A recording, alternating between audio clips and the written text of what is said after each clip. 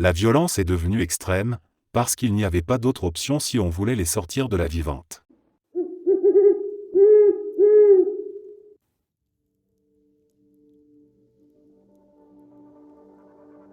Quand j'avais 15 ans, je me suis retrouvé très impliqué dans un groupe local lié à un gang assez important.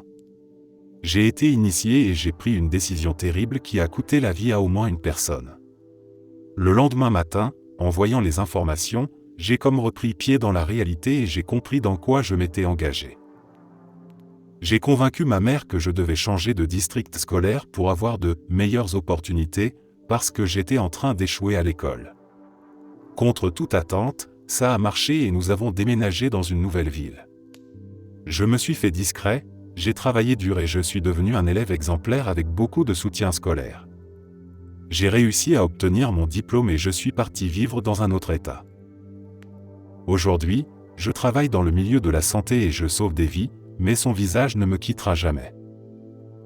Ma mère n'a aucune idée de ce qui s'est réellement passé. Mon père, lui, m'a dit sur son lit de mort qu'il avait vu l'expression sur mon visage quand j'avais regardé le reportage aux informations. Il avait soupçonné que je me retrouvais mêlé à quelque chose de grave, et c'est d'ailleurs pour cette raison que nous avons fait nos valises et déménagé quand j'ai commencé à supplier ma mère de partir. Il m'a sauvé la vie et n'a jamais dit à personne ce qu'il soupçonnait. Je tiens à préciser que je n'ai pas appuyé sur la gâchette. Je l'ai attiré dans un piège. Cela ne diminue en rien la culpabilité avec laquelle je vis chaque jour.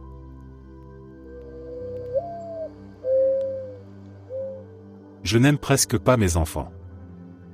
Je les aime comme j'aime l'humanité en général. Je veux qu'ils aillent bien. Je veux le meilleur pour eux. Mais cet amour est abstrait, lointain, fatigué. Au quotidien, il y a les problèmes de comportement malgré tout ce que j'essaie. Il y a leurs besoins constants d'attention, leurs demandes sans fin, leurs cris. Il y a les disputes permanentes entre eux, du matin jusqu'au soir, qui recommencent même après des promesses, des punitions, des explications calmes. Chaque journée ressemble à une épreuve d'endurance. Je me surprends parfois à imaginer les confier à leur père biologique. Sa compagne veut désespérément des enfants et elle serait ravie de les élever. Mais je sais exactement ce que ça ferait à leur esprit. Je sais comment leur père fonctionne. Je sais à quel point son favoritisme envers mon fils est évident, lourd, impossible à ignorer. Je sais comment ça détruirait ma fille à petit feu. Alors je n'agis pas. Je garde cette idée enfermée dans ma tête, là où elle me ronge en silence. Il m'arrive de vouloir remonter le temps et effacer la décision de les garder. À l'époque, personne n'aurait su. J'avais 18 ans. J'étais jeune, pleine de possibilités, avec des chemins encore ouverts devant moi. J'aurais pu partir. Étudier. Me construire autrement. Faire des erreurs qui n'engageaient que moi. À la place, le temps s'est refermé. Les années ont défilé au rythme des couches, des devoirs, des rendez-vous, des crises. Mes rêves ont été repoussés, puis rangés, puis oubliés. Aujourd'hui, je ne suis plus que leur mère. C'est le seul rôle qui me définit aux yeux du monde. Et au fond de moi, je sais que je ne suis même pas très doué pour ça. Je fais ce qu'il faut parce que c'est ce qu'on attend de moi. Je nourris, je protège, j'organise, je rassure quand je peux encore trouver l'énergie. Mais l'amour dont on parle dans les histoires, celui qui déborde, celui qui donne un sens à tout, je ne le ressens pas. Il y a surtout de la culpabilité, de la fatigue, et la peur constante d'avoir gâché plusieurs vies en même temps, la leur et la mienne.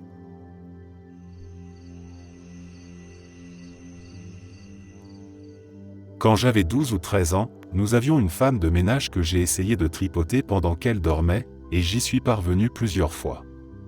Elle m'a surpris en train de le faire, mais elle a fait semblant de dormir et m'a laissé continuer. Elle ne m'a jamais dénoncé, alors nous avons continué ainsi la nuit quand elle dormait. Elle restait allongée pendant que je la touchais et que je me masturbais. Une autre fois, je faisais la même chose avec ma mère pendant qu'elle dormait, car elle avait le sommeil très lourd. Je regardais aussi par les fenêtres des salles de bain quand mes cousines ou mes tantes prenaient leur douche. Je suivais également une voisine que je trouvais jolie et un peu plus âgée que moi. J'avais 14 ans. Je la regardais s'habiller depuis l'extérieur de sa maison après ses douches du soir. J'ai 22 ans aujourd'hui et, honnêtement, repenser à tout ça me donne envie de m'arracher le cerveau.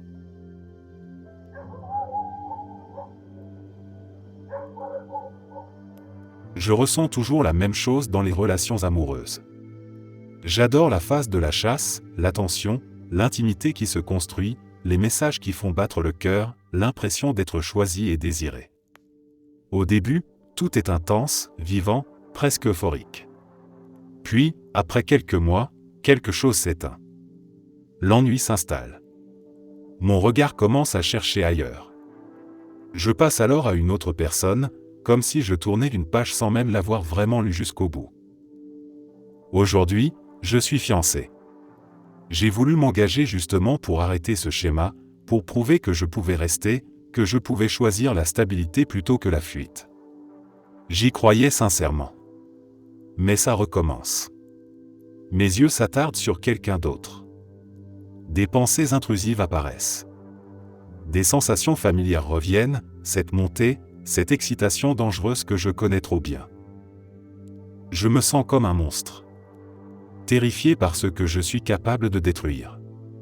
J'ai l'impression d'être un sale type qui va ruiner la meilleure relation de sa vie alors que la personne en face ne mérite ni le mensonge ni la trahison. Je sais qu'il mérite quelqu'un de sûr, de présent, de fidèle. Et moi, je suis là, prisonnier de ce besoin constant de retomber amoureux, comme si l'amour n'était pour moi qu'un vertige à répéter encore et encore.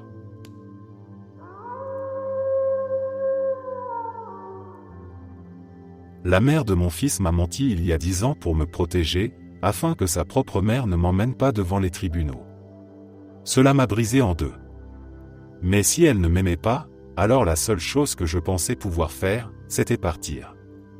Ne pas l'obliger à se battre pour la garde de notre enfant à cause de moi. Elle pourrait trouver quelqu'un qu'elle aimerait vraiment, et cette personne aimerait notre fils comme le sien. Fin 2016, j'ai reçu une lettre d'un avocat me diffamant afin de monter un dossier pour que quelqu'un adopte mon fils comme le sien. J'aurais pu me présenter pour contester. Mais tout se passait exactement comme je l'avais imaginé. Il aurait un foyer stable et une famille qu'il aime. Pas de va-et-vient entre deux maisons. Pas d'inquiétude ni de mensonge sur un père qu'il ne connaissait pas. Une semaine plus tard, j'ai rencontré celle qui est devenue ma femme. En 2018, elle m'a finalement recontacté. Il y avait un doute sur le fait que l'enfant soit le mien. Elle s'est excusée et m'a laissé lui envoyer des cadeaux chaque année pour son anniversaire et Noël. Mais je ne pouvais pas le voir. Il avait 4 ans. Cela ne ferait que le perturber. Et j'ai accepté, malheureusement. L'année dernière, il a demandé pourquoi il était né sans père. Elle lui a dit la vérité et lui a demandé s'il voulait me rencontrer. Il a dit oui. Et nous nous sommes rencontrés. J'avais imaginé ce moment de tant de façons. Lui courant vers moi pour me serrer dans ses bras, ou moi courant vers lui. Mais j'avais oublié que j'étais un étranger. Alors il a tenu la main de sa mère et m'a dit bonjour timidement. Cela ne lui a pourtant pas pris longtemps pour s'ouvrir à moi, même ce jour-là. Il pensait que j'étais la personne la plus drôle qu'il ait jamais rencontrée. Et pendant que je le poussais sur la balançoire, il a dit « Je suis ton fils, je m'appelle ». Mais ce n'était pas le rencontrer, lui, qui me rendait nerveux. C'était elle. Les derniers mots que je lui avais dit au téléphone, c'était que je l'aimerais toujours. J'avais peur que ce soit vrai. Ça l'était. Et ensuite, j'ai appris la vérité. Qu'elle m'avait protégé. Qu'elle ne m'avait jamais cessé de m'aimer. Et que pendant presque 10 ans, elle avait souhaité me recontacter. Parce que lorsque nous sommes repartis chacun de notre côté après cette journée merveilleuse, nous avons tous les deux compris. Et moi, je criais, ça aurait pu marcher, encore et encore. Mon fils ne m'appelle pas papa. Il m'appelle par mon prénom. Il aimerait que je sois son père, parce que l'homme qu'il connaît et qu'il appelle papa ne s'occupe pas de lui et se dispute tout le temps. Et elle, leur mariage n'a jamais vraiment été heureux. Mon mariage avec ma femme est vu comme aussi bon qu'il peut l'être. Et c'est vrai. J'étais satisfait et heureux. Mais je ne voulais pas d'enfant, parce que comment aurais-je pu, alors que j'en avais déjà un que je n'avais jamais rencontré. Mais maintenant, j'aime la mère de mon fils plus que n'importe qui dans ma vie. Et je veux retrouver la famille dont on m'a privé. Mais elle a un autre fils avec son mari. Et comment pourrais-je faire à cet enfant et à son père ce qui m'a été fait? Je pleure tous les soirs. Je le fais depuis 10 mois. Une semaine sur 2, j'ai mon fils et je ressens un sens et un but que je n'ai jamais ressenti ailleurs. Et puis je les regarde, lui et sa mère, repartir en voiture. Et je m'effondre et je meurs à nouveau. Cela fait 10 mois et je ne sais plus quoi faire. Mon mariage est tendu. Nous avons quitté notre maison pour emménager dans le sous-sol des parents de ma femme, afin de louer la nôtre et d'en acheter une plus grande. Plus d'espace. Pour la famille. Ma femme veut des enfants. Et en ce moment, la mère de mon fils et moi voulons aussi des enfants, mais seulement l'un avec l'autre. Mais nous sommes coincés. Il est trop tard. Et tôt ou tard, elle tombera enceinte. Et alors je ne la verrai plus pendant des mois, voire plus d'1 an. Je suis épuisé. Et je ne sais plus quoi faire. Ma femme me soutient. Et la seule façon de récupérer cette famille serait de détruire nos vies. Mais quoi que je fasse, quelqu'un, ou tout le monde, sera blessé. J'espère que ce message se perdra dans la masse. Mais je doute que quelqu'un que je connaisse le lise. Merci de m'avoir donné un endroit pour vider mon cœur.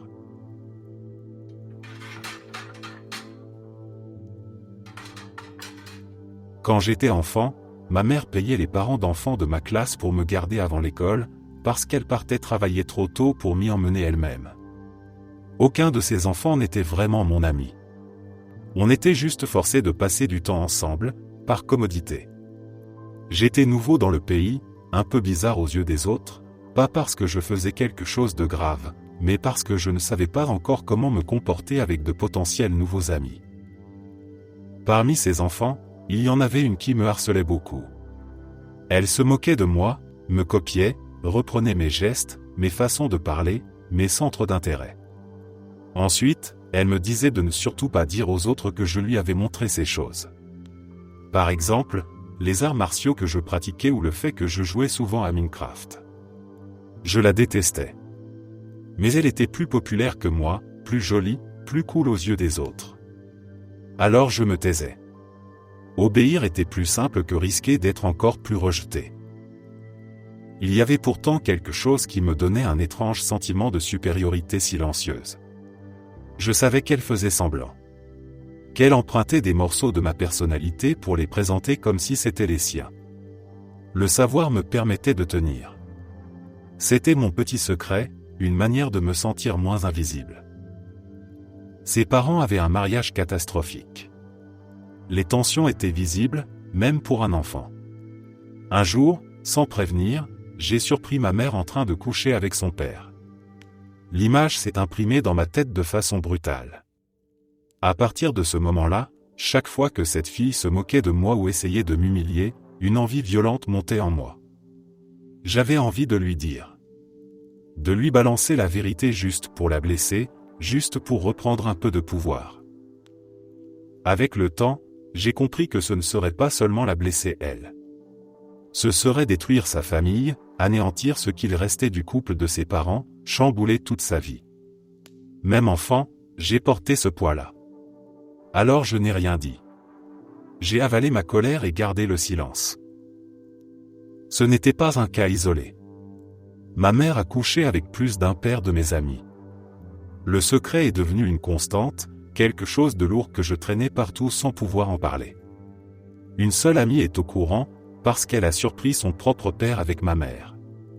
Elle était dévastée. Elle a pleuré. Elle a crié. Heureusement, elle a rejeté la faute sur lui, et notre amitié a survécu. Mais même dans ce soulagement, quelque chose s'est fissuré en moi. J'ai eu une liaison avec un collègue, qui s'est terminée il y a seulement 2 jours.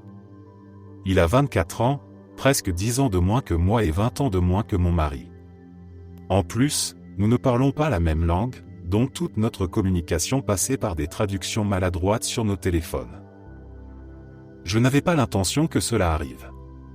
Nous flirtions beaucoup au travail, surtout de façon idiote, en grognant et en nous chatouillant, et j'avais l'autorisation pour ça.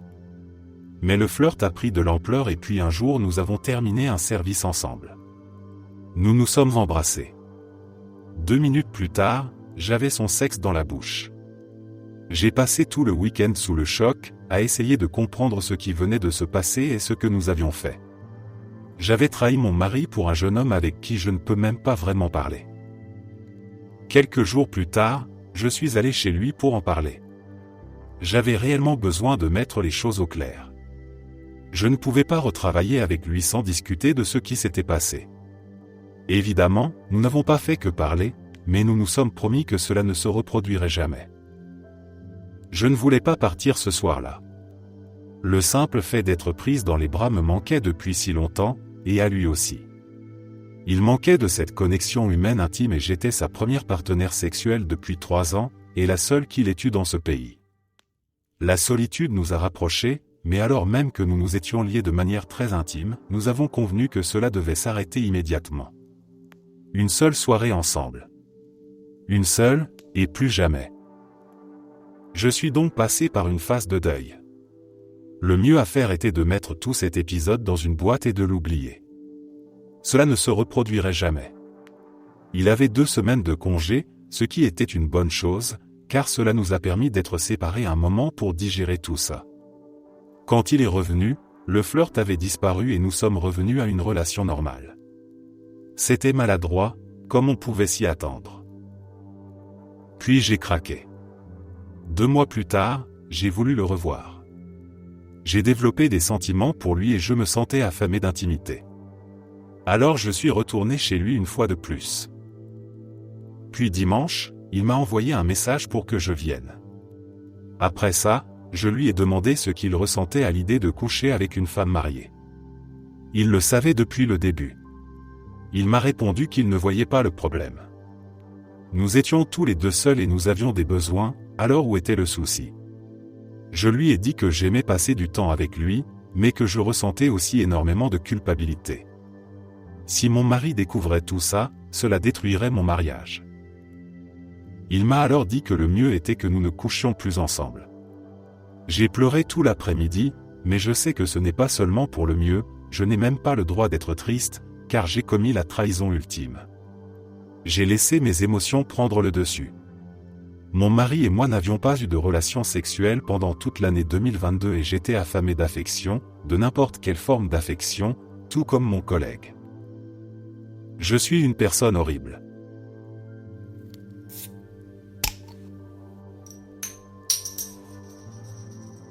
Quand j'étais enfant, notre voisine était la meilleure amie de ma mère. Elle s'appelait Lynn. Sa fille Stacy était ma meilleure amie et nous avons grandi ensemble comme 2 sœurs. Elles étaient les voisines idéales et nos 2 familles faisaient absolument tout ensemble. Le camping, le scoutisme, les anniversaires, les vacances improvisées, les dîners du week-end. Nous partagions la vie au quotidien sans jamais nous poser de questions. À la fin de notre adolescence et au début de la vingtaine, la mère de Stacy est tombée gravement malade à cause d'une infection soudaine et incompréhensible. Elle a été hospitalisée pendant des semaines. Pendant plusieurs jours, son état était critique et chaque médecin parlait avec prudence. Nous prions tous pour un miracle, espérant qu'elle s'en sorte. Nous restions presque en permanence à l'hôpital, dormant sur des chaises, mangeant mal, vivant dans l'angoisse qu'un appel puisse tout faire basculer.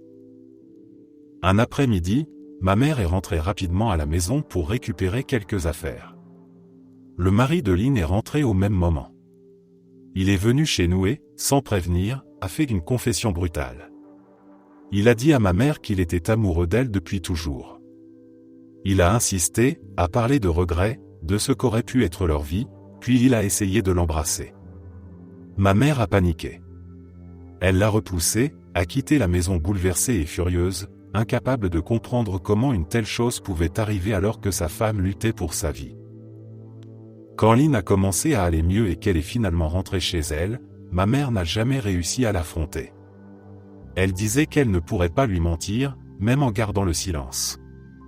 Mon père était au courant et il a coupé tout contact avec le mari de Lynn. Il répétait qu'il ne pourrait jamais lui parler sans perdre le contrôle. Les rencontres devenaient impossibles. Les repas communs ont cessé. Les invitations se sont arrêtées. Les silences ont remplacé les rires. Lynn m'a posé des questions plusieurs fois. Elle ne comprenait pas pourquoi mes parents étaient devenus si distants, pourquoi quelque chose s'était brisé sans explication. Je voyais la tristesse dans ses yeux et je n'avais rien à lui répondre. Leur amitié n'a jamais retrouvé sa chaleur d'avant. Même quand elles se croisaient, tout semblait forcé, fragile, comme si chaque mot pouvait faire exploser une vérité trop lourde. Quelques années plus tard, Lynn et son mari ont tous les deux été diagnostiqués avec un cancer. Ils sont morts la même année, à quelques mois d'intervalle. Cela fait maintenant environ 12 ans qu'ils sont partis. Stacy m'a demandé de nombreuses fois ce qui s'était réellement passé entre nos parents. À chaque fois, je détourne la vérité. Je préfère qu'elle pense que mes parents ont été injustes, qu'ils ont choisi de s'éloigner sans raison valable. Je supporte cette image plutôt que de salir le souvenir de ses parents.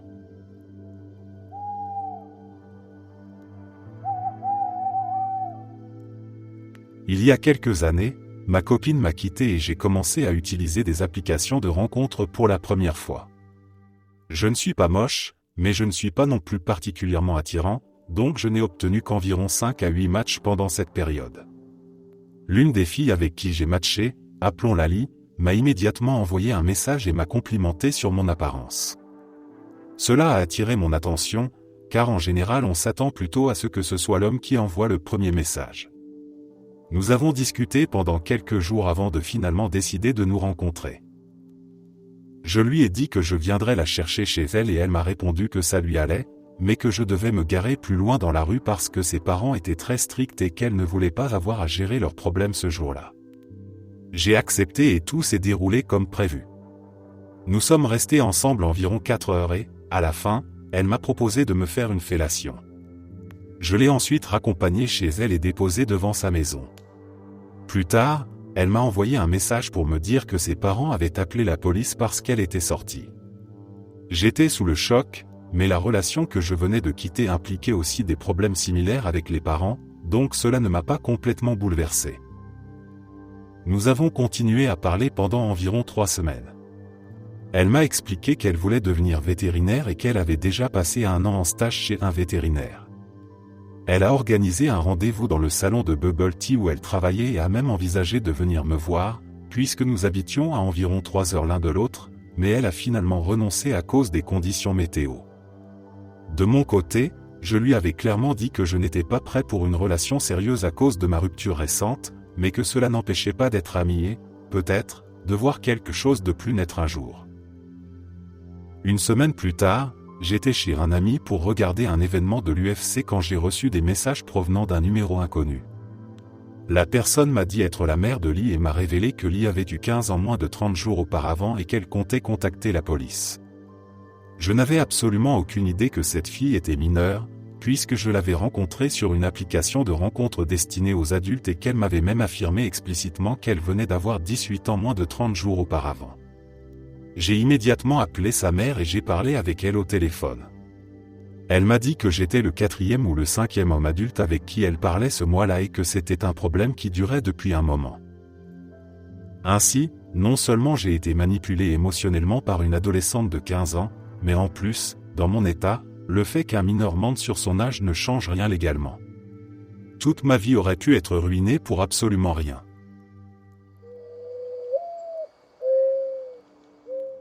Je fais des études pour devenir enseignante, mais les enfants avec qui je travaille actuellement dans un centre de soins ont complètement bouleversé ma vision de l'enfance. Avant, je me voyais adopter un jour, offrir un foyer stable, réparer ce qui avait été brisé. Aujourd'hui, je ne sais plus si j'en serais capable mentalement. Connaître le passé de ces enfants, entendre leurs histoires, voir leurs réactions, et passer avec eux 50 à 60 heures par semaine est incroyablement éprouvant, surtout parce que je m'attache trop. Chaque journée me rappelle que l'amour et la bonne volonté ne suffisent pas. Je sais que je ne peux pas changer ce qu'ils ont vécu ni effacer leur traumatisme. Je peux les accompagner, les écouter, leur offrir un cadre, mais au fond de moi je ressens une impuissance constante. Ce qui me fait le plus mal, c'est de savoir que malgré tous mes efforts, je ne pourrai probablement pas leur garantir un avenir meilleur. Cette pensée me ronge plus que je ne le laisse paraître, et je la garde enfouie parce qu'admettre cette limite me donne l'impression d'échouer. Peu à peu, je me rends compte que si je veux un jour adopter ou même continuer dans l'enseignement, j'aurai besoin d'aide. Je pense sérieusement à la thérapie, non pas parce que je n'aime pas ces enfants, mais justement parce que je les aime trop et que cela me consume. J'ai peur de devenir dure, distante, ou au contraire de me perdre complètement dans leur souffrance. Ces derniers temps, je me surprends à rêver d'une autre vie. Une vie où je pourrais écrire, créer, vivre de mon article. J'imagine des journées plus silencieuses, des émotions transformées en mots ou en images, une façon différente de donner un sens à tout ce que je ressens. Mais la réalité me rattrape vite.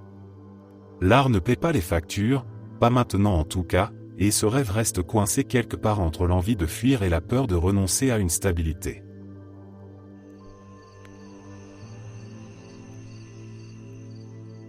Je souffre de graves problèmes de santé mentale depuis les 5 dernières années de ma vie. J'ai 22 ans et je l'ai caché à absolument tout le monde. Je ne sais pas si c'est parce que je ne voulais pas être un fardeau pour les autres ou parce que je pensais que je grandirais davantage en réglant ça seul plutôt qu'en le transmettre à quelqu'un d'autre. Tout a commencé à l'université. J'y ai été harcelé et trahi par mes amis les plus proches, puis le même mois j'ai aussi été harcelé par un professeur qui m'a humilié à plusieurs reprises à cause de ma situation financière. J'ai abandonné mes études et cela a déclenché un cycle de 2 ans durant lequel je suis passé de quelqu'un parmi les plus intelligents de mon entourage, qui savait tout, lisait constamment des livres compliqués et étudiait les sciences et l'informatique par plaisir, à quelqu'un qui peinait à lire une seule phrase dans un livre. Je me lançais sans cesse dans de nouveaux projets ou hobbies pour mon avenir, pour les abandonner au bout d'une semaine sans jamais y toucher de nouveau. Avant mes problèmes de santé mentale, j'étais quelqu'un de très motivé, comme dirait un grand-père. J'ai littéralement étudié la photographie et Photoshop sur un coup de tête pendant 3 mois, j'ai fini par obtenir un prix national et par travailler pour un hippodrome. Je ne dis pas ça pour me vanter, mais pour expliquer que j'apprenais vite et que je devenais obsédé par ce que je faisais jusqu'à atteindre mes objectifs. Désormais, je n'arrivais même plus à tenir une semaine sans abandonner.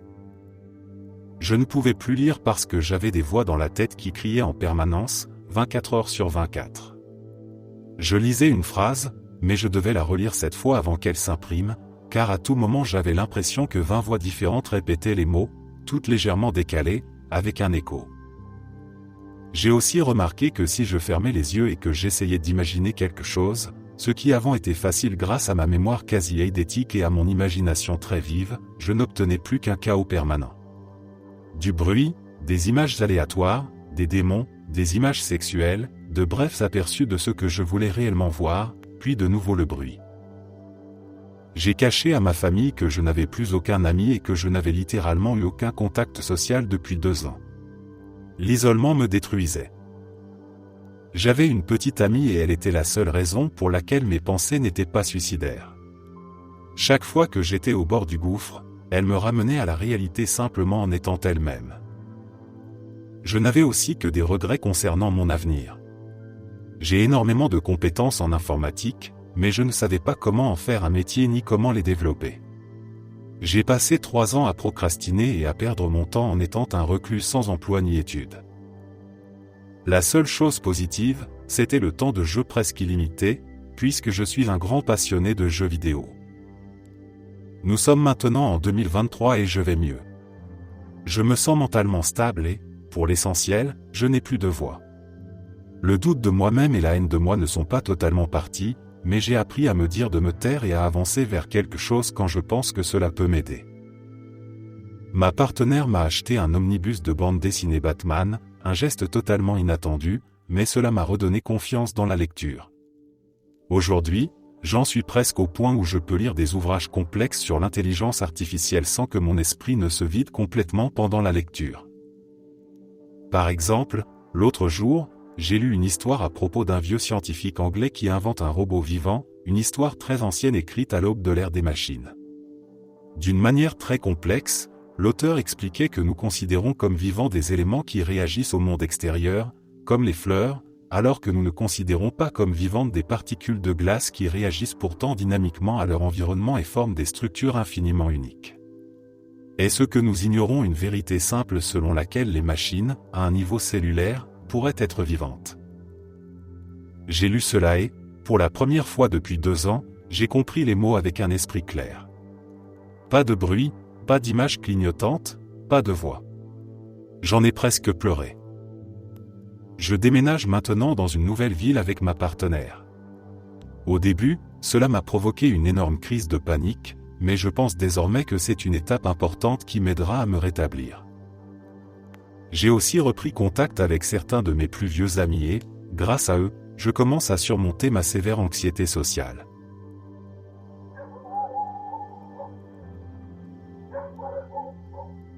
Je suis le père de 2 enfants que j'ai eus avec une collègue de travail. À l'époque, elle traversait une période chaotique de sa vie. Pendant environ 1 an, elle trompait son mari, un policier, et enchaînait les excès sans vraiment mesurer les conséquences. C'était une fuite en avant, une manière pour elle d'échapper à une vie qui ne lui convenait plus. Dans ce contexte, nous avons eu une relation secrète. Cela s'est produit plusieurs fois, toujours à l'écart des regards, dans des lieux choisis pour leur discrétion. Elle prenait des précautions et, pour moi, cette histoire faisait partie de ces parenthèses que l'on croit sans lendemain.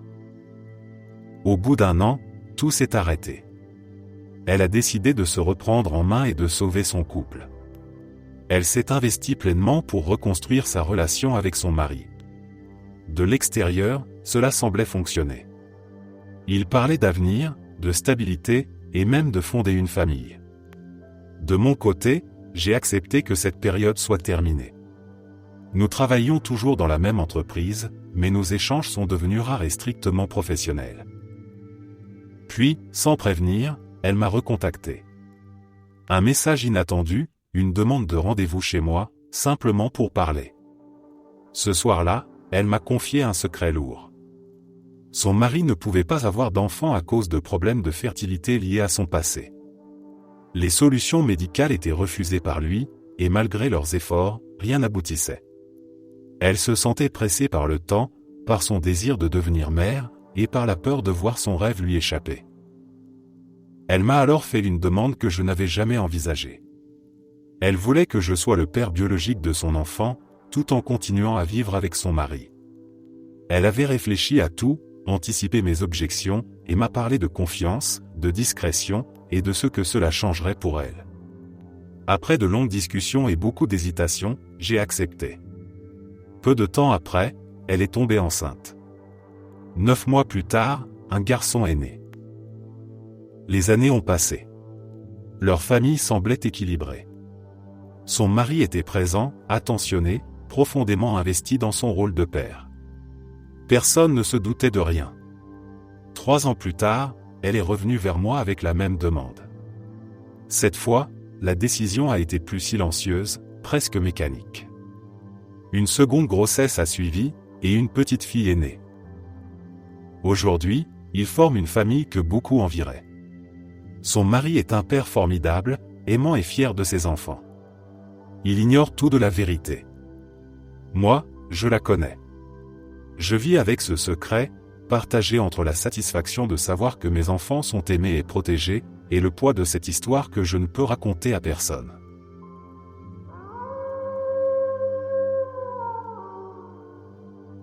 Mon secret, c'est que je sais que ma mère a eu une liaison et a quitté mon beau-père, ce qui l'a conduit à se laisser mourir.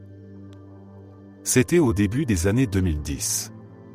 L'histoire officielle dit qu'à cause d'une rechute dans l'alcoolisme et du fait qu'il a ignoré un bypass gastrique relativement récent qui lui avait pourtant permis de perdre plus de 45 kilos, lui et ma mère se sont séparés. Tout le monde disait ensuite qu'il avait bu et mangé jusqu'à en mourir, ce qui n'était malheureusement pas très difficile puisqu'il était déjà cloué au lit à cause d'une autre opération récente. Mes jeunes frères et sœurs, aujourd'hui adultes, étaient alors à l'école primaire et au collège, et mon frère aîné et moi étions en poste à l'étranger, donc je n'ai jamais eu beaucoup de détails. Plus tard, j'étais enquêteur dans l'armée et quand je suis rentré quelques années après, j'ai commencé à examiner certaines choses. Au fil du temps, J'ai reconstitué ce qui suit. Ma mère avait une liaison depuis plusieurs mois avant la séparation et elle a vécu avec son amant pendant cette période. Elle a vidé leur compte bancaire et dépensé plus de $100 000 en 5 mois. À cause de cela, la maison dans laquelle j'ai grandi a été saisie par la banque. Ma mère est partie seule, officiellement, pour un voyage de 2 mois dans un autre état et elle n'est revenue que le lendemain de la mort de mon beau-père. Ma petite sœur de 11 ans était avec lui à ce moment-là. Ma mère était responsable de tout ce qui devait revenir à mes frères et sœurs grâce à l'assurance vie de mon beau-père, et ils n'en ont jamais vu la couleur, ni même entendu parler. Ma mère a présenté son amant à mes frères et sœurs quelques semaines après la mort de mon beau-père, en le faisant passer pour un ami du bar qu'il fréquentait, quelqu'un qui connaissait mon beau-père et qui se souciait d'elle et des enfants. Je sais qu'il n'a jamais rencontré mon beau-père. Enfin, je sais que mon beau-père aimait ma mère à un point tel que je crois sincèrement qu'il est mort le cœur brisé. Il a simplement cessé de manger et de boire et s'est laissé mourir. Je n'ai jamais trouvé la moindre preuve d'une rechute dans l'alcool ou la nourriture et j'ai confirmé qu'il était exempt de toxines, mais qu'il souffrait de malnutrition et de déshydratation au moment de sa mort. Je sais aussi qu'à cause de tout cela je suis distant avec ma mère et mes frères et sœurs, et qu'il me manque énormément.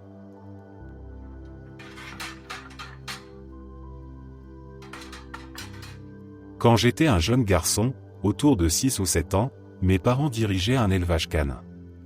Nous élevions des Terre-Neuve, une race prestigieuse qui demandait beaucoup de rigueur. Tout était soigneusement planifié. Les femelles en chaleur étaient isolées, surveillées de près, et les accouplements n'étaient autorisés qu'avec des mâles précisément choisis pour préserver la lignée. Chaque détail comptait, chaque portée était le fruit de calculs, de tableaux génétiques et d'années de sélection. Un jour, nous avions une femelle en chaleur que l'on pensait avoir été saillie par un mâle provenant d'un autre élevage réputé. Pour tout le monde, l'affaire était réglée. Mais ce jour-là, par naïveté, par curiosité d'enfant ou simplement par ignorance, j'ai laissé entrer l'un de ses demi-frères dans la maison. Il n'aurait jamais dû s'y trouver. Je ne me suis rendu compte de son absence qu'un long moment plus tard. Pris de panique, j'ai couru à l'intérieur, je l'ai attrapé et je l'ai immédiatement remis dehors. Personne ne m'a vu. Je n'ai rien dit. Et je n'ai jamais rien dit. La vie a continué comme si de rien n'était. Mon père a poursuivi son travail avec sérieux, notant chaque trait, chaque couleur, chaque morphologie sur ses tableaux de croisement génétique. Quand la portée est née, elle a dépassé toutes les attentes. Sur 9 chiots, 7 sont devenus champions. La lignée a été saluée comme un immense succès. Les chiens ont été vendus, certains ont servi de reproducteurs à leur tour, et notre élevage a gagné en reconnaissance. Avec le temps, l'élevage a fini par disparaître, non pas à cause des chiens, mais à cause du divorce de mes parents. Les lignées ont été dispersées entre plusieurs chenils. La vie a suivi son cours. Moi, j'ai grandi avec ce secret enfoui, sans jamais trouver le courage ou la raison de le révéler. À mes yeux, il était trop tard, et les conséquences semblaient impossibles à mesurer. Bien des années plus tard, j'ai croisé par hasard le propriétaire de l'autre élevage, celui dont le mâle était censé être le père officiel de cette portée. Au détour d'une conversation, j'ai appris une vérité inattendue. Ce mâle s'était révélé stérile. Il n'avait jamais pu engendrer de descendants. À cet instant, tout s'est assemblé dans mon esprit. La vérité était devenue évidente, irréfutable, et pourtant toujours silencieuse. Quelque part, il existe encore les traces de cette lignée, considérée comme pure, admirée, récompensée. Des champions reconnus, des pédigrés validés, des élevages fondés sur cette base. Et pourtant, à l'origine, il y a une erreur d'enfant, un demi-frère, et un silence prolongé. Cette révélation pourrait remettre en question le statut de nombreux chiens, fragiliser une réputation, et faire tomber tout un PAN de l'histoire de plusieurs élevages. Je publie de temps en temps sur les réseaux sociaux des photos et des vidéos du rétablissement de mon frère après son traumatisme crânien sévère. Vu de l'extérieur, ça ressemble à l'histoire classique. Une sœur dévouée qui s'occupe de son frère, qui donne des nouvelles, qui montre les progrès, même minimes. Les gens voient ça comme quelque chose de beau, presque inspirant. La vérité est plus compliquée. Après tout ce temps, je ne publie plus vraiment pour informer ou pour partager. Je publie pour voir qui se manifeste encore. Qui commente. Qui envoie un message. Qui se souvient qu'il existe, que nous existons. C'est devenu une sorte de test silencieux.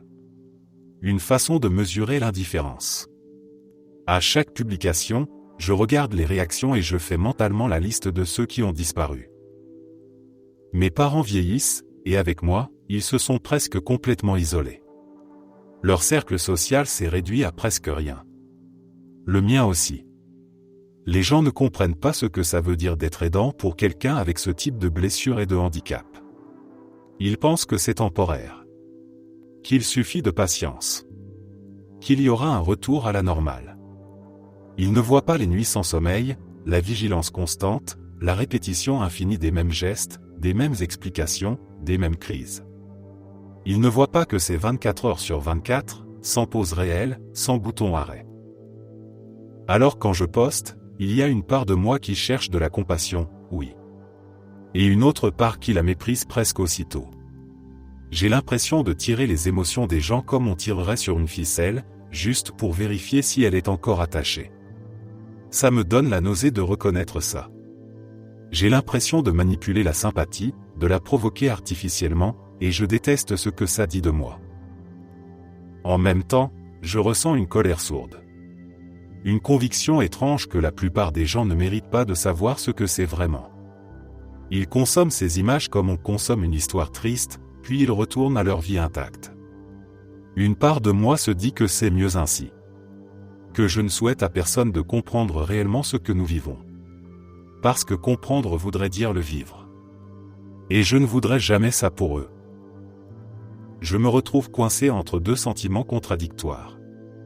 Le besoin désespéré de ne pas être complètement oublié, et le refus presque agressif de laisser les autres entrer vraiment dans cette réalité.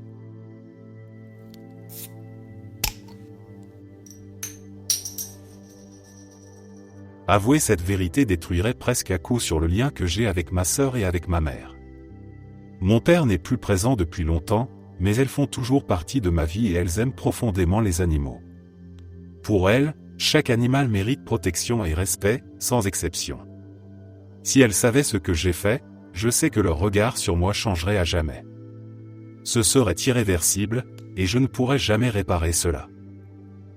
Quand j'étais enfant, j'ai volontairement fait du mal à des animaux domestiques et à de petits animaux sauvages. Ce n'était pas accidentel ni impulsif. Je savais ce que je faisais. À ce moment-là, cela me procurait une sensation que je recherchais. Cela me donnait de la joie, de l'excitation, et surtout le sentiment d'avoir du pouvoir sur quelque chose de vivant. J'ai retenu des poissons hors de l'eau jusqu'à ce qu'ils cessent de bouger. J'ai enfermé mes perruches dans des sacs en plastique. J'ai lancé de grosses pierres sur des oiseaux incapables de s'enfuir. J'ai poursuivi mon chien avec une chaise, sachant parfaitement qu'elle en était terrorisée. Et malgré tout cela, je continuais, parce que cette réaction chez eux me faisait ressentir quelque chose. À l'époque, personne ne s'en est rendu compte, ou personne n'a voulu voir. Je menais une double vie. À l'extérieur, j'étais un enfant normal. À l'intérieur, il y avait ce besoin constant, cette envie de recommencer, de retrouver cette montée d'adrénaline. Je ne ressentais pas de culpabilité. Pas alors. Ce n'est que bien plus tard que le poids de ces actes a commencé à apparaître. Quand mes parents ont divorcé, j'avais 14 ans. Cet événement a tout bouleversé. La maison a changé, les repères ont disparu, et mon esprit a été occupé par autre chose.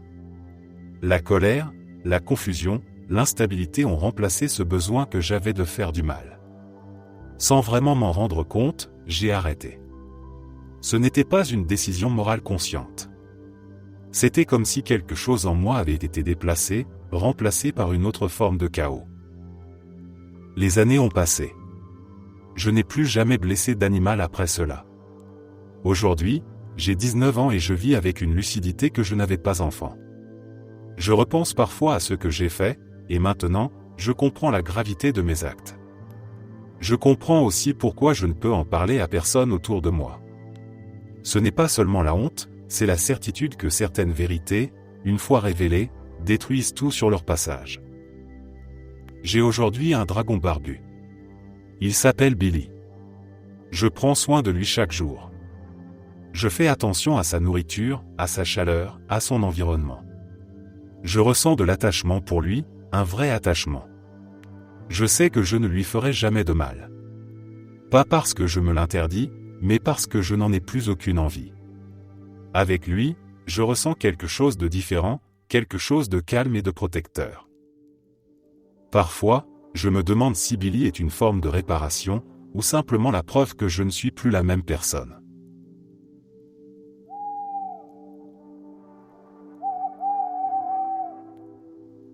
J'ai eu un grave accident de moto qui m'a laissé avec de lourds problèmes cognitifs et de mémoire. Rien n'a jamais vraiment été pareil après ça. J'oubliais des choses simples, je perdais le fil des journées, je mélangeais les dates, les papiers, les obligations. À peu près au même moment, la société qui détenait le prêt immobilier de ma maison a revendu la créance à un nouveau prêteur. Je n'ai pas suivi. Pas par négligence volontaire, mais parce que mon esprit n'était plus capable de tenir tout ça ensemble. Les lettres s'empilaient. Les appels passaient sans que je comprenne vraiment leur importance. J'ai commencé à boire pour faire taire le bruit dans ma tête. Au début, c'était pour dormir. Ensuite, c'est devenu la seule façon de fonctionner. Je n'ai jamais mis à jour les informations du prêt. Je n'ai jamais repris contact. 6 mois ont passé. Aujourd'hui, je ne dors presque plus sans être lourdement alcoolisé ou autrement assommé. Quand je suis sobre, mon corps est tendu, mon esprit tourne en boucle. Certaines journées sont floues. Je me lève, je fais des choses mécaniquement, sans savoir exactement où j'en suis. Et puis il y a les autres jours. Ceux où tout est d'une clarté cruelle. Je sais exactement ce qui est en train d'arriver. Je sais que le shérif peut débarquer à tout moment pour nous expulser. Chaque bruit de voiture devant la maison me fait sursauter. Ma femme n'en sait rien. Mes garçons non plus. Ils vivent normalement, parlent de l'école, de leurs projets, de choses simples. Ils pensent que je vais mieux, que je récupère lentement.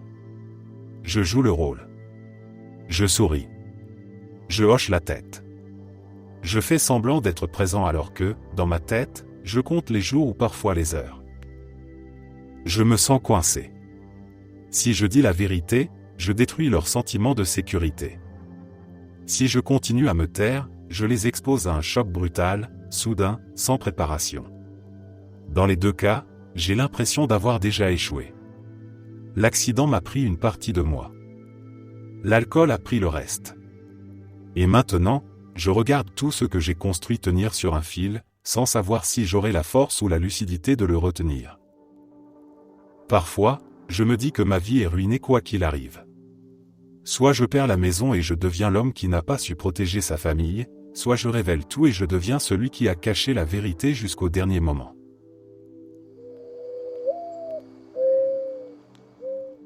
D'une manière discrète, presque honteuse, je me surprends parfois à attendre la mort de ma mère. Pendant longtemps, j'ai cru que je ne survivrais pas à sa disparition, que si elle partait, je la suivrais peu après. Cette idée me semblait évidente, comme une fatalité.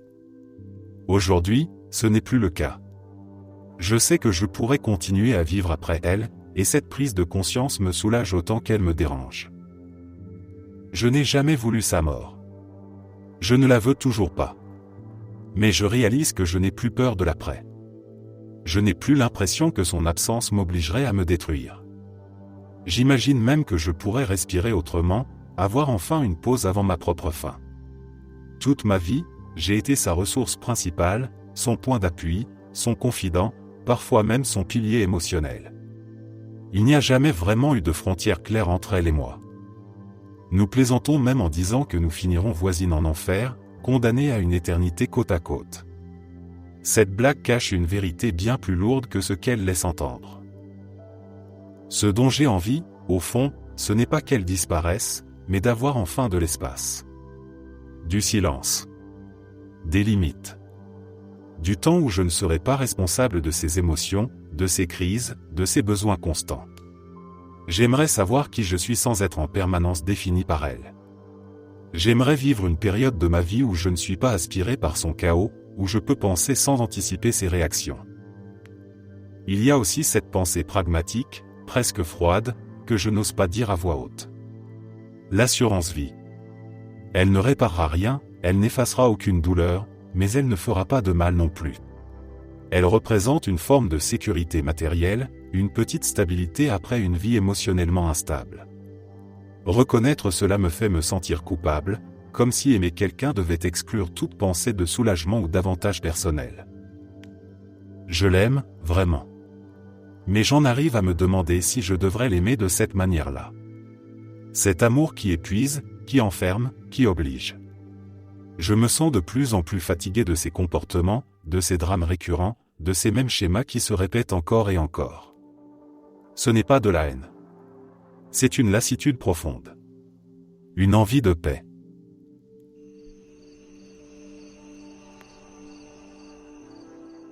À la fac, il y a une fille dans ma classe qui est vraiment très belle. C'est le genre de fille voyante, maquillage marqué, talons hauts, jupe même pour venir en cours. Dans une promo d'ingénierie où la plupart des filles sont discrètes, presque invisibles, elle ressort forcément. Elle attire les regards sans effort. Elle a déjà un copain, qui est aussi dans notre classe, et honnêtement, ce n'est même pas mon type. Je ne me projette pas avec elle, je ne fantasme pas sur une relation. Pourtant, comme tous les autres gars, je la regarde. Presque malgré moi. Et je sais que ce n'est pas sa faute. Je me suis toujours dit que ça s'arrêtait là. Un simple regard, rien de plus. Jusqu'à ce que le confinement arrive en 2020. Pendant cette période bizarre où le temps semblait suspendu, je suis tombé sur l'application FaceApp. Au début, c'était juste pour s'amuser, tester des filtres, voir à quoi je ressemblerais plus vieux, plus jeune, différent. Puis une idée m'est venue. J'ai commencé à télécharger ces selfies depuis Facebook. Pas des photos intimes, pas des choses privées, juste ce qu'elle postait publiquement. Ensuite, j'ai morphé mon visage sur le sien. Le résultat m'a choqué. Pas dans le mauvais sens. C'était troublant. On aurait dit que j'étais devenu une fille, et pas n'importe laquelle.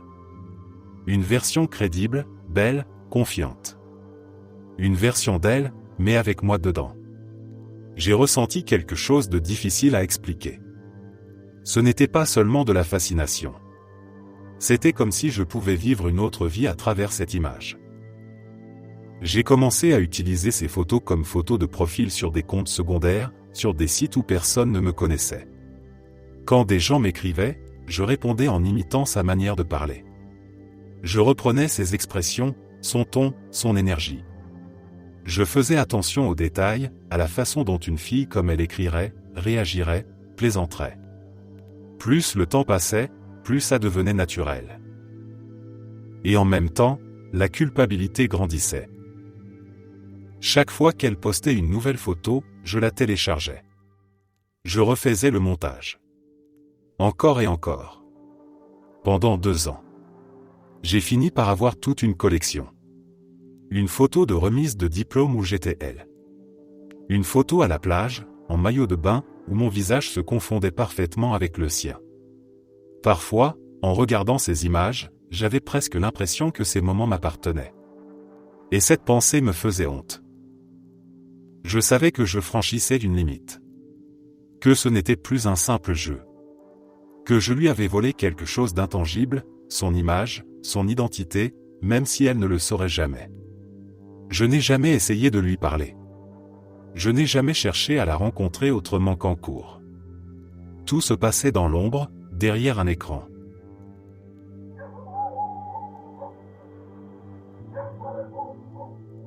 Je suis resté silencieux pour protéger mon frère.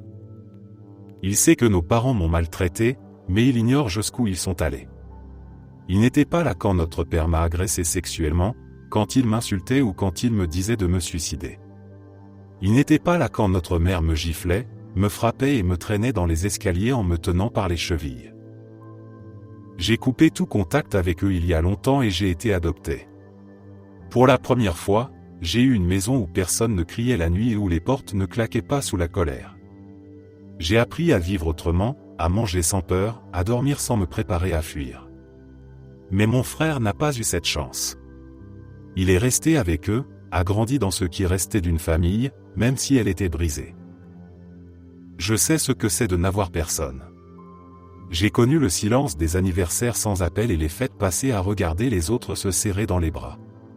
Alors je n'ai jamais voulu lui enlever ce qu'il lui restait, même si ce n'était qu'une illusion de normalité. Je me suis dit que mon silence pouvait être un bouclier pour lui.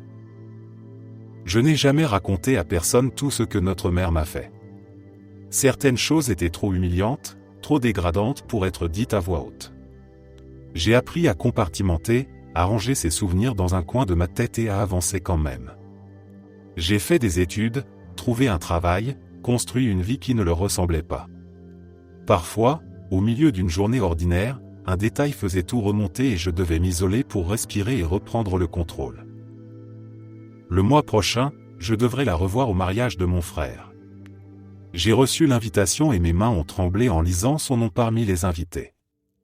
J'ai imaginé la salle, les sourires, les discours, et elle, assise quelque part, faisant semblant d'être une mère aimante. J'ai envisagé de ne pas venir, puis j'ai pensé à mon frère, à son regard quand il m'a annoncé ses fiançailles, à la fierté et à la joie qu'il essayait de partager.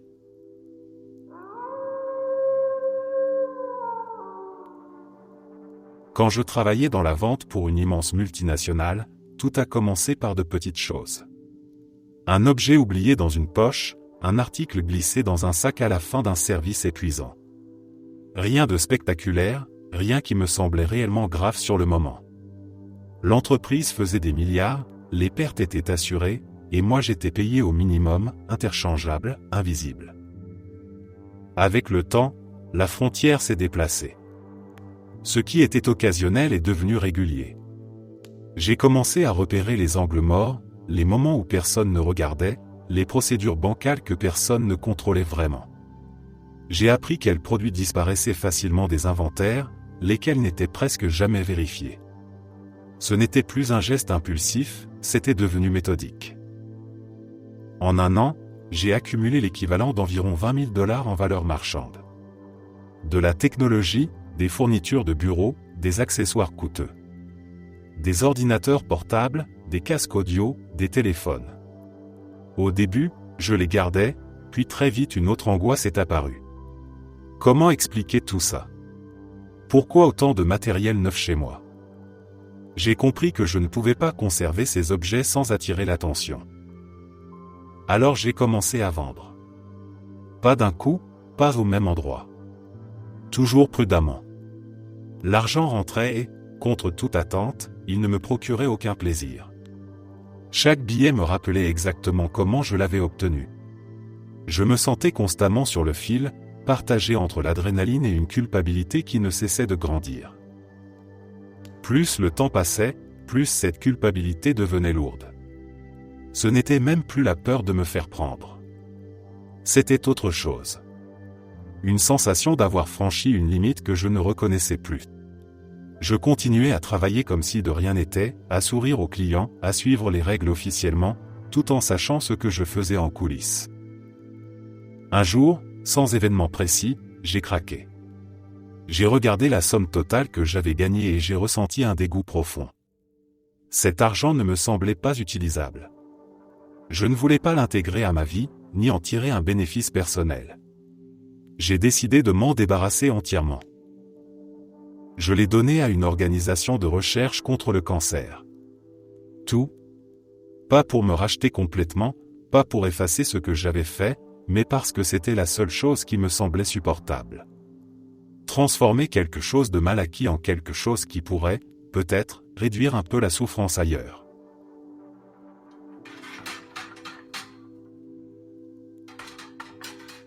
J'étais dans les marines et lorsque j'étais à Bardra, en Somalie, pendant l'opération Restore Hope, nous fouillions un petit village à la recherche d'armes. Les ordres étaient clairs et nous avancions de maison en maison, fatigués, tendus, sur le qui-vive. Je suis entré dans une hutte, une de ces petites constructions traditionnelles faites de branches et de boue séchée. À l'intérieur se trouvait une femme en train de mourir de faim. Ses bras et ses jambes n'étaient pas plus épais que mon pouce. Sa peau collait à ses os et son visage ressemblait à un crâne vivant. Elle respirait à peine et ses yeux me regardaient sans vraiment me voir. J'ai commencé à fouiller ses rares possessions, mécaniquement, comme on me l'avait appris, à la recherche d'armes ou de quoi que ce soit de suspect. J'ai ouvert un sac. À l'intérieur se trouvait un bébé momifié. Il avait encore des cheveux sur la tête. Pendant une fraction de seconde, mon esprit n'a pas compris ce que je voyais. La peur m'a saisi d'un coup, brutal, animal. J'ai jeté le petit corps au sol. Le choc m'a traversé de part en part et j'ai immédiatement quitté la hutte sans un mot, sans regarder en arrière. Depuis ce jour, une culpabilité écrasante ne m'a jamais quitté. Je me repasse la scène encore et encore. Je me demande pourquoi je n'ai pas remis le bébé dans le sac. Pourquoi je n'ai rien dit à cette femme. Pourquoi je n'ai pas au moins murmuré une excuse, ou reconnu leur humanité. À l'époque, j'ai continué la mission, j'ai suivi mon unité, j'ai fait semblant que ce n'était qu'une image de plus dans un pays ravagé. Mais la nuit, cette hutte revenait toujours. Pendant des années, je n'en ai parlé à personne. Les cauchemars sont devenus réguliers. Je me réveillais en sueur, revoyant ce visage, ce sac, ce geste irréfléchi. J'ai commencé à m'éloigner de tout le monde, à me sentir sale, indigne, incapable d'expliquer ce poids que je portais. À un moment, j'étais décidé à en finir. La douleur intérieure me semblait plus insupportable que la mort. Ma femme a senti que quelque chose n'allait pas. Elle voyait mon regard vide, mes silences, mes réactions disproportionnées. Elle m'a poussé à consulter un psychiatre, presque de force. J'y suis allé sans conviction, persuadé que rien ne pourrait réparer ce que j'avais fait ou vu. Cela a pris 2 ans. 2 ans à parler, à pleurer, à revivre, à comprendre que j'étais un soldat dans une situation impossible, pas un monstre volontaire. Aujourd'hui, toutes ces années après, je peux enfin vivre avec moi-même. La culpabilité est toujours là. Les cauchemars aussi. Mais la douleur n'est plus aussi aiguë, elle ne m'écrase plus complètement. Je prends des antidépresseurs et je sais sincèrement qu'ils m'ont sauvé la vie. Ils m'ont permis de rester présent, de continuer, de ne pas sombrer. À part mon thérapeute, je n'ai jamais raconté cette histoire à personne.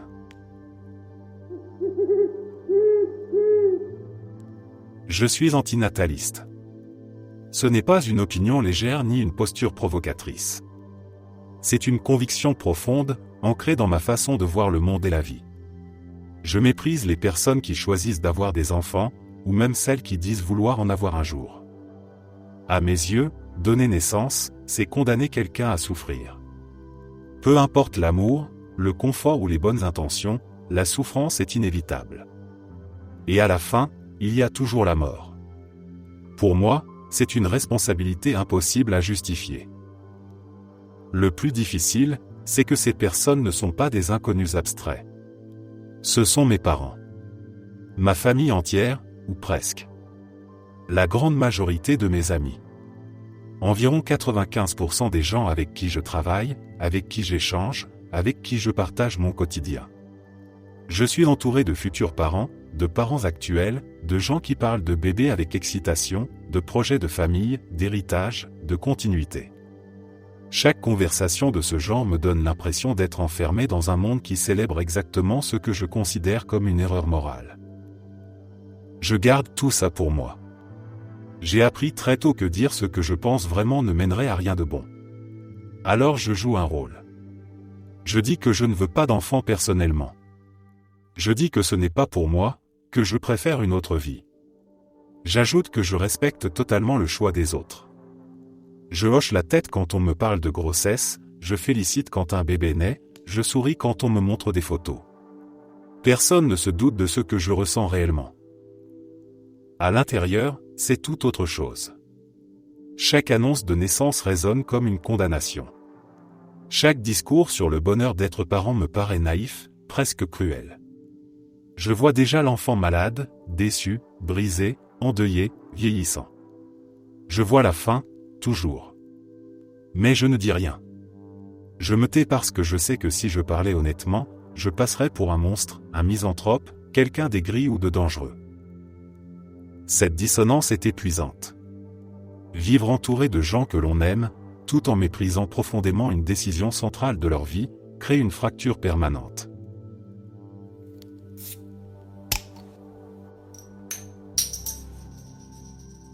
Au lycée, une fille pour qui j'avais un énorme béguin m'a demandé un service étrange. Elle m'a dit que si sa mère venait un jour me voir, je devais affirmer qu'un collier en or qu'elle avait trouvé venait de moi. Elle n'a pas expliqué tout de suite pourquoi, seulement que c'était important et que ça pouvait lui éviter de gros problèmes. Plus tard, elle m'a raconté ce qui s'était réellement passé. Un jour, en rentrant chez elle après l'entraînement de tennis, elle marchait seule quand la voiture du père de sa meilleure amie s'est arrêtée à sa hauteur. Il lui a proposé de la ramener. Comme elle et sa meilleure amie avaient grandi ensemble depuis l'enfance, cet homme faisait partie de sa vie depuis l'école primaire. Il avait toujours été présent, presque comme une figure paternelle. Elle n'a pas hésité et est montée dans la voiture. Pendant le trajet, l'atmosphère a changé. Il s'est mis à lui parler différemment, avec des sous-entendus qui l'ont mise mal à l'aise.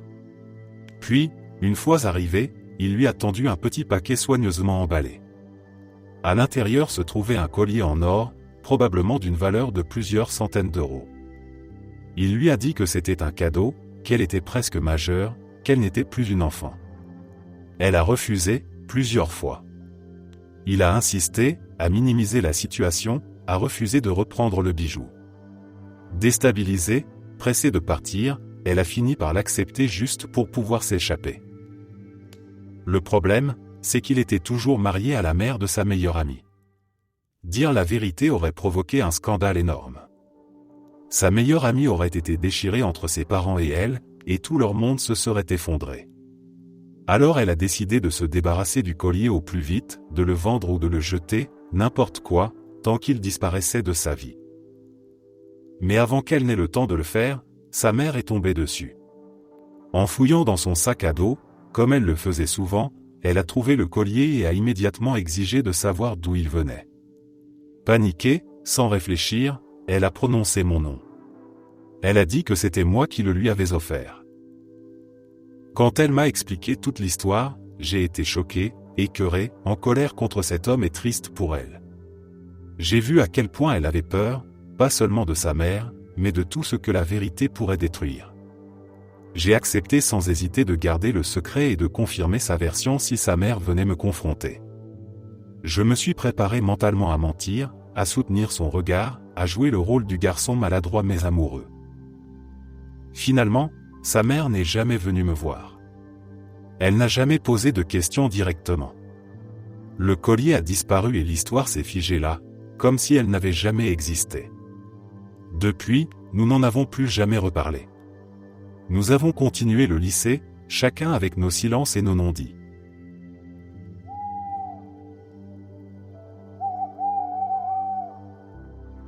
Il y a 30 ans, mon frère est parti sur la côte ouest. Quand il est revenu, j'avais une sœur. La transformation était totale. Chirurgie complète, voix changée, pomme d'Adam réduite, pilosité supprimée, tout ce qui était possible avait été fait. Elle avait travaillé chaque détail avec une détermination impressionnante. À son retour, si on ne connaissait pas son histoire, on n'aurait jamais deviné. Elle était belle, crédible, parfaitement intégrée dans ce rôle qu'elle avait choisi. Aux yeux du monde, elle était simplement une femme parmi les autres. Mais il y avait toujours ce moment délicat. Celui où elle décidait de dire la vérité à un homme avec qui elle commençait une relation sérieuse. Chaque fois, le scénario se répétait. Au début, tout allait bien. Puis venait la confession. Et presque systématiquement, l'homme disparaissait. Certains devenaient froids immédiatement, d'autres trouvaient une excuse, d'autres encore coupaient tout contact du jour au lendemain. À chaque fois, elle faisait semblant que ça ne l'atteignait pas, mais on voyait bien que ça la détruisait un peu plus. Elle a essayé de rester forte. Elle a changé de ville, de cercle social, de travail. Elle s'est recréée une vie plusieurs fois, espérant que la prochaine rencontre serait différente. Elle disait qu'elle comprenait leur réaction, qu'elle ne leur en voulait pas. Mais le soir, quand personne ne la voyait, elle buvait trop, ou restait silencieuse pendant des heures, perdue dans ses pensées. Il y a 20 ans, elle a rencontré un homme différent. Ils se sont fréquentés, puis ils ont emménagé ensemble. Et cette fois, elle n'a rien dit. Elle a décidé de garder son passé pour elle. Il n'a aucune idée de qui elle était avant. Pour lui, elle a toujours été la femme qu'il connaît aujourd'hui. Ils vivent ensemble depuis tout ce temps, partagent un quotidien banal, des habitudes, des disputes, des projets. De l'extérieur, ils forment un couple comme les autres. Pour nous, la famille, cela implique une vigilance constante. Chaque repas, chaque réunion, chaque souvenir raconté doit être filtré. On fait attention aux pronoms, aux anecdotes d'enfance, aux photos qui traînent. Un mot de trop pourrait tout faire s'effondrer. Ce secret est devenu une sorte de pacte silencieux entre nous. Personne n'en parle ouvertement, mais tout le monde sait. Parfois, je me demande ce qui se passerait si la vérité éclatait. Si 20 années de vie commune pouvaient résister à un passé caché aussi lourd.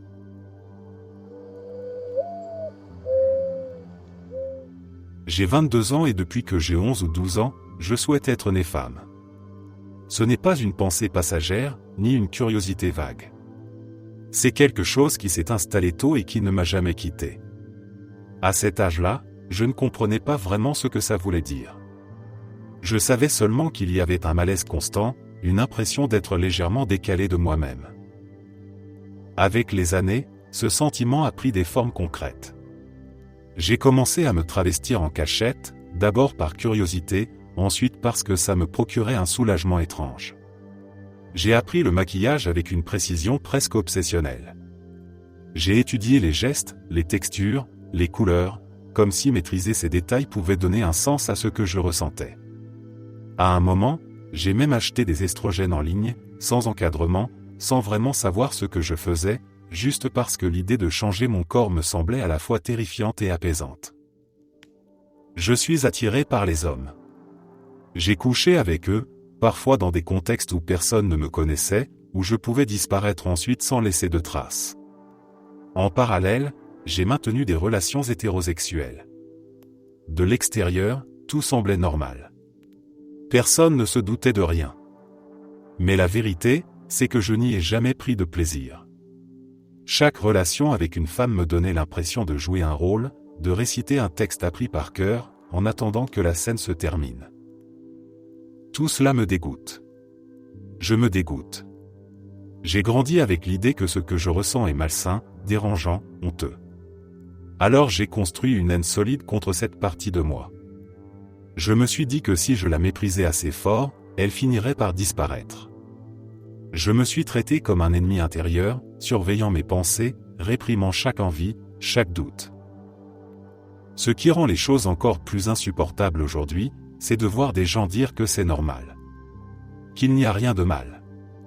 Qu'il suffit d'accepter. Chaque fois que j'entends ça, quelque chose en moi vacille. Une petite voix me dit que peut-être ils ont raison, que peut-être je n'ai pas à me haïr autant. Et immédiatement après, une autre voix écrase cette idée, me rappelant tout ce que j'ai appris à mépriser. Je vis dans cet entre-deux permanent. D'un côté, une attirance presque magnétique vers une version de moi que je refuse de reconnaître. De l'autre, une colère violente contre cette même version. Je n'ai parlé de tout ça à presque personne. Je porte ce conflit seul, en silence, comme une faute que je n'ai jamais commise mais pour laquelle je me punis quand même.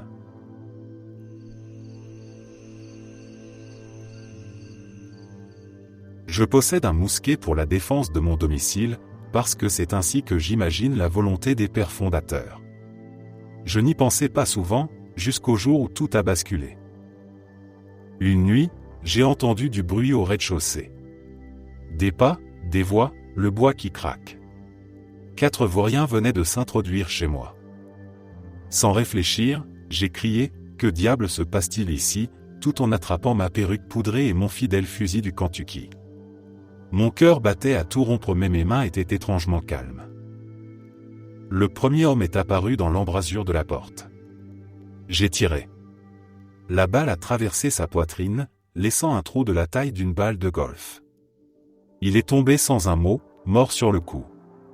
Les autres ont hurlé, surpris de voir que cette maison n'était pas sans défense.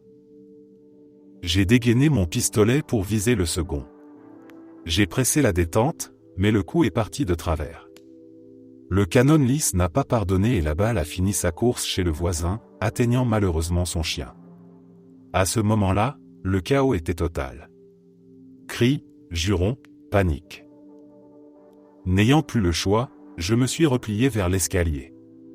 Là-haut m'attendait mon ultime recours. Un canon solidement monté, chargé de mitraille.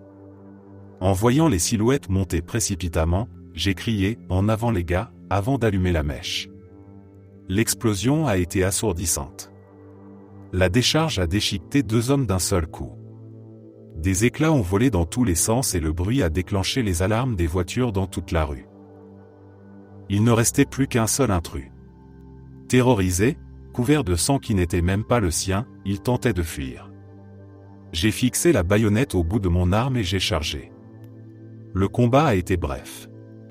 La blessure triangulaire l'a fait s'effondrer. Il est resté vivant assez longtemps pour comprendre qu'il ne sortirait pas d'ici.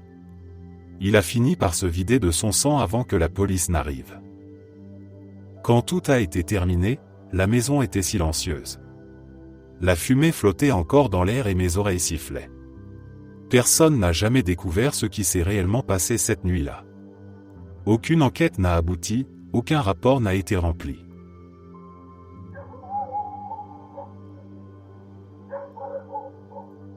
J'ai emprunté de l'argent à une société de crédit rapide à un moment où je n'avais plus rien. J'étais déjà à découvert, stressé en permanence, incapable de dormir sans compter mentalement chaque dépense. Je pensais que ce serait temporaire, juste un petit coup de pouce. Aujourd'hui, je leur dois environ 600 € et je suis incapable de rembourser. L'argent que j'aurais pu utiliser est parti ailleurs. Je l'ai donné à mon copain pour la rénovation de notre appartement. Peinture, meubles, matériaux, petites urgences qui s'additionnent. À chaque fois, je me disais que ça irait mieux le mois suivant, que je rattraperais. Mais ça n'est jamais arrivé. Lui déteste les gens qui font des prêts, il méprise ça, alors je n'ai rien dit. J'ai souri, j'ai hoché la tête, j'ai fait semblant d'aller bien. Je ne peux pas non plus en parler à ma mère. Si elle apprenait que j'ai contracté un crédit de ce genre, elle paniquerait. Je l'imagine déjà, le souffle coupé, la voix tremblante, me demandant comment j'ai pu être aussi irresponsable. Rien que cette image me paralyse. Alors je garde ça pour moi. Je regarde mon compte bancaire se vider et je fais semblant de ne pas comprendre pourquoi il manque toujours de l'argent. J'en arrive à me dire que je vais juste attendre qu'ils me poursuivent en justice ou qu'un courrier officiel arrive. Ce serait presque un soulagement de ne plus avoir à inventer d'excuses. En attendant, je suis fauché et je souffre, physiquement et mentalement, avec cette angoisse constante au ventre. Comme si ça ne suffisait pas, il y a un autre secret, encore plus lourd. Un soir, poussé par un mélange de doute et de peur, j'ai fouillé le téléphone de mon copain. Je sais que je n'aurais pas dû. Je le savais avant même de le faire. Mais je l'ai fait quand même. J'ai trouvé un message datant d'il y a 1 an. Il parlait à un ami d'une ancienne amie à lui. Il disait qu'il était toujours amoureux d'elle. Qu'elle lui manquait. Quel était exactement son type? Belle, instable, intense. Il précisait qu'elle était mariée, qu'elle avait des enfants maintenant et qu'elle ne voulait même plus lui parler. Ce qui m'a fait le plus mal, ce n'est pas seulement ce qu'il disait d'elle, mais ce qu'il me disait à moi au quotidien. Il m'a toujours expliqué qu'il ne voulait pas de femme trop belle ou trop folle, que ce genre de relation finissait mal. Il m'a dit qu'il m'adorait parce que j'étais calme, rationnel, un peu geek. En lisant ce message, j'ai compris ce que ça voulait vraiment dire. Je n'étais pas son choix par désir, mais par sécurité. J'étais celle qui passe bien devant ses parents, celle qui ne fait pas de vagues, celle avec qui on construit quelque chose de propre. Depuis, chaque geste est devenu suspect. Quand il me complimente, je me demande ce qu'il compare en silence. Quand il parle du futur, je me demande s'il pense vraiment à moi ou à une version idéalisée de quelqu'un d'autre. Je n'ai jamais abordé le sujet. Je fais comme si je ne savais rien. Je porte cette information seule, comme une preuve que je n'étais pas folle d'avoir des doutes. Parfois, je me dis que je mérite tout ça. Que je n'ai pas le droit de me plaindre parce que moi aussi j'ai des secrets. Moi aussi je cache des choses importantes. Je me répète que je ne suis pas meilleur que lui, que je ne vaux pas plus. Alors je reste. Je paie en silence. Je rénove un appartement que je ne me sens même plus vraiment chez moi. Je m'enfonce dans des dettes et des non-dits, en espérant que rien n'explose.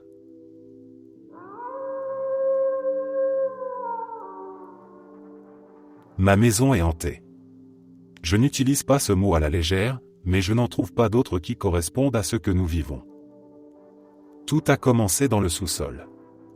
Je retirais de l'isolant ancien, sale, coincé entre les murs depuis des décennies. En grattant derrière une poutre, je suis tombé sur un vieux livre. Il était abîmé, rigide, avec une odeur de poussière et d'humidité. À l'intérieur, il y avait une écriture étrange, illisible, accompagnée de symboles et de dessins qui ressemblaient à des rites païens. Rien qu'en le tenant, je me sentais mal à l'aise. J'avais l'impression de faire quelque chose que je n'aurais pas dû. Pris d'un mélange de peur et de pragmatisme stupide, je l'ai vendu sur eBay. Je voulais juste qu'il sorte de la maison. C'est après ça que tout a commencé. Des objets sont tombés des murs sans raison. Des cadres bien fixés se sont retrouvés au sol en pleine nuit. Les lumières s'allument toutes seules, parfois toutes en même temps, comme si quelqu'un traversait la maison en appuyant sur chaque interrupteur. Le sèche-linge se met en marche alors que personne ne l'a touché. D'autres appareils font la même chose. Au début, j'ai cherché des explications logiques. Un problème électrique. Une vieille installation. Mais rien ne collait vraiment. Il y a aussi cette silhouette. Une forme sombre qui se tient parfois dans les encadrements de portes. Elle n'a pas de trait précis, juste une présence. Quand je la vois, je sais qu'elle est là avant même de lever les yeux. Mon sang se glace. Quand je cligne des yeux, elle disparaît, mais la sensation reste, lourde, oppressante. Les animaux la voient aussi. Le chien s'arrête net, se fige et grogne vers un coin vide de la pièce. Le chat s'assoit, les yeux grands ouverts, fixant quelque chose qui n'existe pas pour nous. Il reste ainsi de longues minutes, sans bouger, comme s'ils attendaient que ça bouge en premier.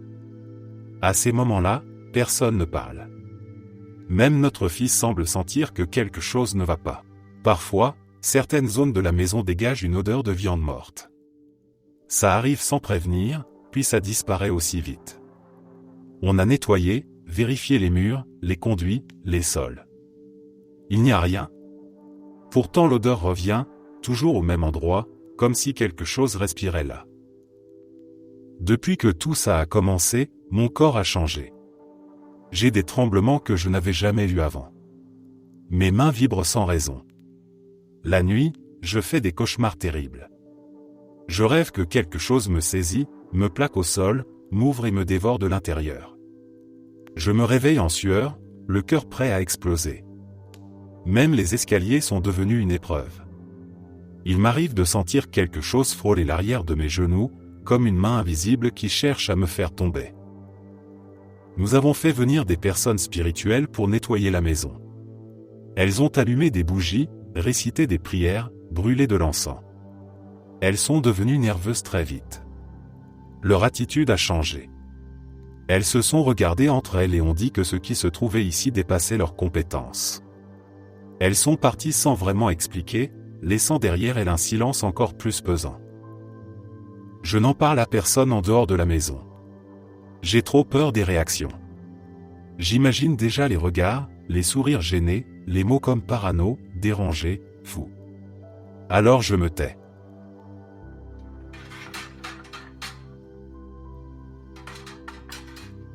La plupart des jours, je ne sais plus faire la différence entre la réalité et ce qui se passe dans ma tête. La frontière est floue, instable, et parfois elle disparaît complètement. J'ai des rêves si vifs qu'ils remplacent de vrais souvenirs. Je me réveille convaincu qu'ils ont réellement eu lieu. Je parle d'événements, de conversations, de lieux, avant de me rendre compte que personne d'autre ne s'en souvient. Et là, le doute s'installe.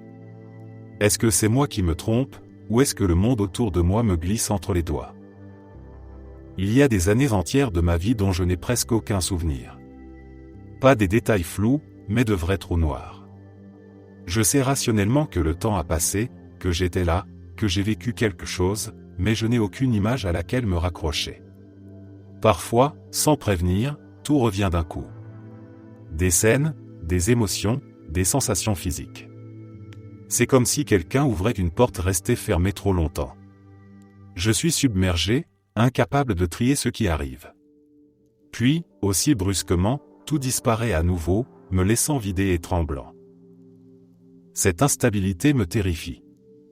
Je me surprends à vérifier constamment la réalité. Je relis des messages pour m'assurer qu'ils existent vraiment. Je demande indirectement aux gens s'ils se souviennent de certaines choses, sans jamais poser la question clairement. J'observe leurs réactions, à la recherche d'un indice qui me dirait que je ne suis pas en train d'inventer ma propre vie. Je n'ose en parler à personne. La peur est trop grande. J'ai cette image ancrée dans la tête, celle d'une porte qui se referme derrière moi, de murs blancs, de regards qui vous analysent et décident à votre place. J'ai peur qu'en disant la vérité, on m'enlève le contrôle qu'il me reste. J'ai peur qu'on me réduise à un diagnostic, qu'on efface le peu de crédibilité que j'ai encore aux yeux des autres. Alors je fais semblant. Je souris quand il faut sourire. Je réponds normalement aux questions simples. Je m'adapte, j'improvise, je comble les vides avec ce que je peux. Il y a des jours où ça fonctionne presque.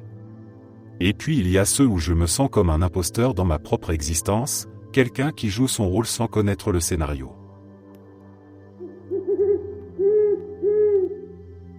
Si tu demandes aux gens ce qu'ils pensent de moi, ils diront que je suis gentil, que je fais toujours des compliments, que j'aide dès que je peux et que je suis globalement une personne douce. C'est l'image que je renvoie, celle que tout le monde voit et apprécie. On me fait confiance facilement. On me confie des choses. On me décrit souvent comme quelqu'un de chaleureux. La réalité est beaucoup moins jolie. En vérité, je déteste presque tout le monde. Ce que je dis n'est généralement pas sincère. Je prononce les mots que les gens ont besoin d'entendre, pas ceux que je ressens vraiment. Je sais exactement quelles phrases apaisent, lesquelles encouragent, lesquelles donnent envie de rester, d'obéir, de continuer. Ce n'est pas instinctif, c'est calculé. Je ne parle pas avec le cœur, je parle avec observation. J'ai grandi entouré de personnes narcissiques. Des gens qui rabaissaient, humiliaient, critiquaient sans relâche. Montrer ce que je ressentais était dangereux. Avoir une faiblesse était une invitation à être détruit. Alors j'ai appris à me taire. À regarder. À analyser. J'ai appris comment fonctionnent les gens parce que c'était la seule manière de me protéger. Comprendre leurs besoins, leurs peurs, leurs attentes, c'était survivre. Avec le temps, cette façon de faire est devenue automatique. Je m'assois en retrait, j'observe les dynamiques, je note les réactions, les mots qui font mouche. Certains appelleraient ça de la manipulation. Peut-être qu'ils ont raison. Mais pour moi, c'est simplement la seule langue que je connais. Je n'ai jamais appris à être authentique sans risquer d'être écrasé. La gentillesse est devenue une armure, pas une émotion. Je ne ressens presque jamais ce que je dis. Les compliments sortent facilement parce que je sais qu'ils font du bien, pas parce que je les pense. Aider les autres me donne une position sûre, pas une satisfaction morale. C'est un échange implicite, une manière de rester intouchable. Tant que je suis utile et agréable, personne ne cherche plus loin.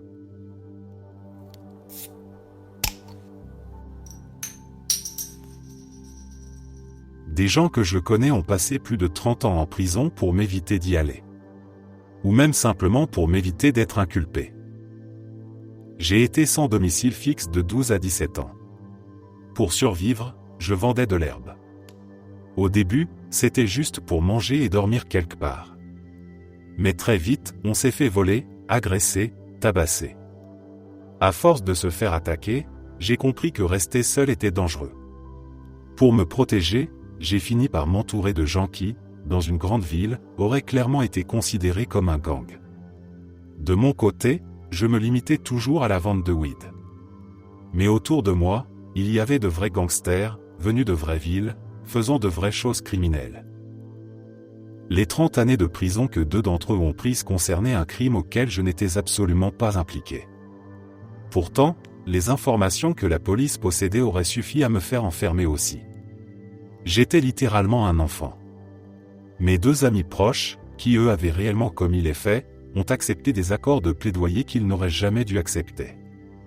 Ils ont déclaré qu'ils n'étaient que tous les 2, sans personne d'autre. Résultat, 10 ans pour l'un, 20 pour l'autre. Ils ont purgé chaque jour de leur peine à cause des peines minimales obligatoires. Ils ne m'ont jamais mentionné. Le reste du temps de prison, celui en plus, venait d'une affaire où j'étais réellement impliqué. Mais cette fois, nous tentions de sauver des femmes que nous connaissions. Elles avaient été kidnappées et retenues par un groupe d'hommes complètement drogués à la cocaïne. Ces types parlaient ouvertement de les violer en réunion. Ils les empêchaient physiquement de partir.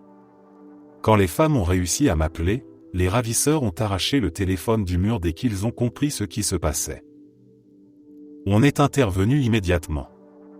On a forcé des portes. La situation a dégénéré. La violence est devenue extrême, parce qu'il n'y avait pas d'autre option si on voulait les sortir de la vivante. 2 autres amis, sans aucun lien avec les 2 premiers, ont pris presque 10 ans de prison à eux 2. Eux non plus n'ont jamais prononcé mon nom. Personne n'est mort. Le délai de prescription est aujourd'hui dépassé. J'étais mineur à l'époque. Les 2 femmes ont été sauvées et n'ont pas été blessées physiquement grâce à notre rapidité et à notre détermination à faire ce qui devait être fait. Elles ont été traumatisées, évidemment, mais elles sont sorties vivantes. Beaucoup de gens disent qu'ils ont les meilleurs amis du monde. Moi, je peux le démontrer de manière presque mathématique. Des années de liberté pour moi équivalent à des décennies de prison pour eux. Et ils ont accepté cette équation sans jamais hésiter.